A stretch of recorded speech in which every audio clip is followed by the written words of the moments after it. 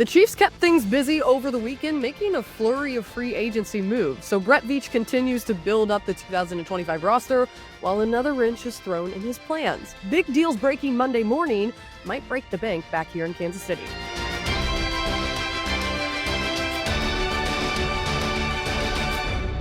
What is up, Chiefs Kingdom? Happy Monday. I'm Hayley Lewis, and this is Chiefs News Daily. We got a list of transactions to get y'all caught up on, while also taking a look at the quarterback market. The level of difficulty trying to extend Trent McDuffie has been raised, so we'll talk through it. But first, give us a like and subscribe right here on the KCSN YouTube channel, and let's get into this. So it was a busy weekend in free agency for Kansas City after a couple of quiet days. Lots of moves to roll through, so let's get into this one. Thursday night, we'll start there. The Chiefs added backup QB Gardner Minshew to their roster on a one-year deal.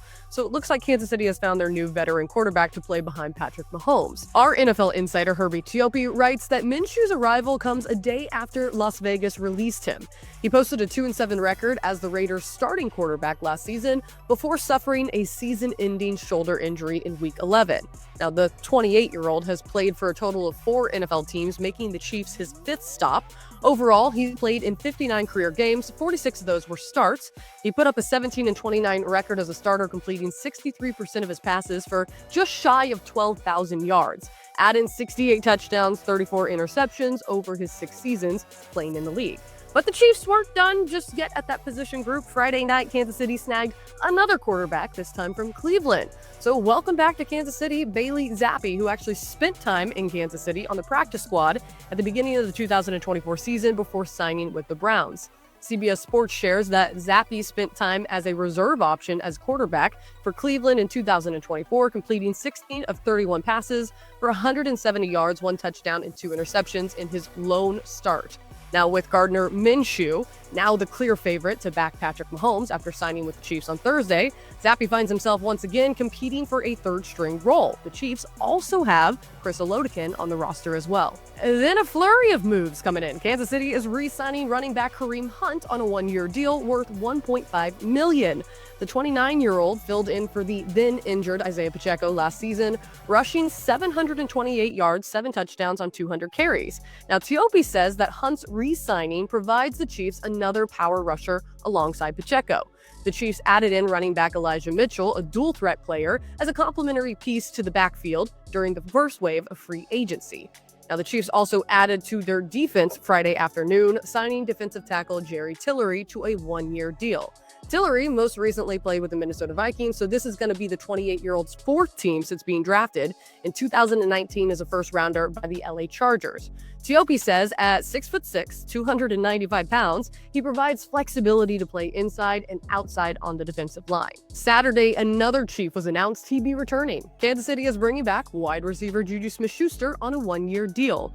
The veteran wide receiver left briefly for a quick stint with the New England Patriots after originally signing with the Chiefs back in 2022. Now, his 3-year contract with the Pats only lasted 1 season before the 28-year-old returned to Kansas City early in the 2024 season. This coming season will be his 9th in the league, meaning the receiver is going to bring leadership and depth to the position group.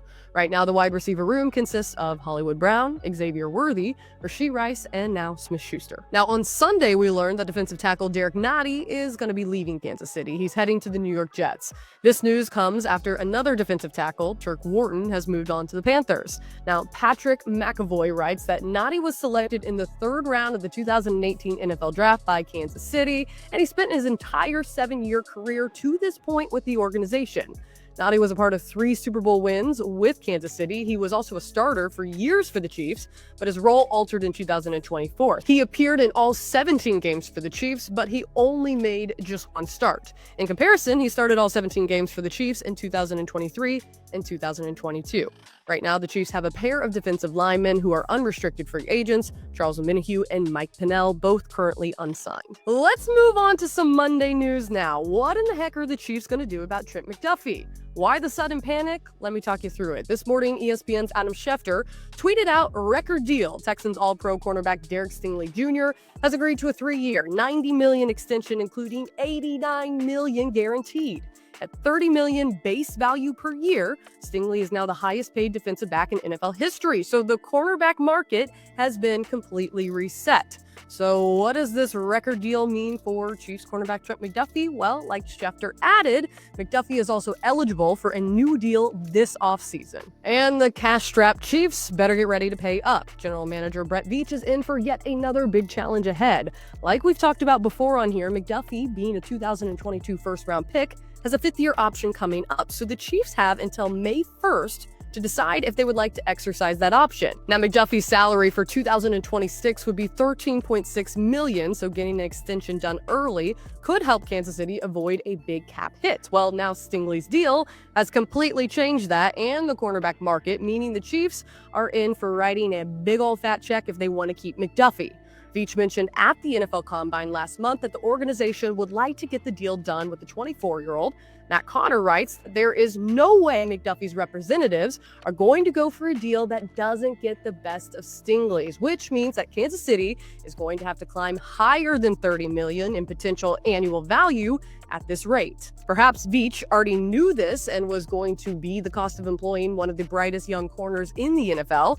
After all, a two-time All-Pro in his third NFL season is a franchise pillar, and those players are always going to take up a considerable portion of the salary cap. But perhaps getting ahead of the curve would have shaved off a few $1 million in the process. Now the Texans can claim a minor off-season victory after having been the first team to get something done. Drop below in the comments what you think about this and what you think the Chiefs should do. So is McDuffie owed his payday? Do you think $30 million is too much, or is it reasonable? Let me know your thoughts. All right, folks, let's wrap up the show with some social media posts. It was a very busy weekend in Kansas City. Big 12 tournament going on while the Kansas City Current opened up their season at home.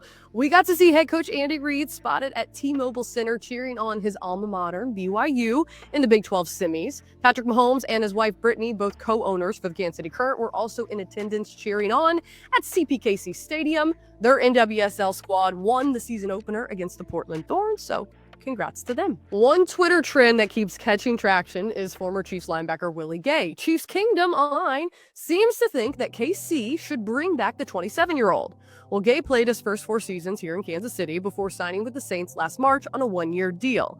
Now, online, we've seen it a lot. Gay has been very vocal about supporting his former team, and Chiefs Kingdom has definitely taken notice. So the Kansas City Star shared in an article that Gay, who was selected by the Chiefs, like I said earlier, second round of the 2020 NFL Draft, responded to a fan who wanted him back in KC. Twitter user Blake Miller shared an Instagram screen grab in which Gay wrote, quote, "Just waiting on a call, man." That certainly sounds like Gay is open to a reunion with the Chiefs, a team in which he won 2 Super Bowl rings with. All right, folks, that does it for another episode of Chiefs News Daily. We'll be back again tomorrow. In the meantime, we ask that you like and subscribe right here on the KCSN YouTube channel. Have a great rest of your Monday. We'll see you here on Tuesday.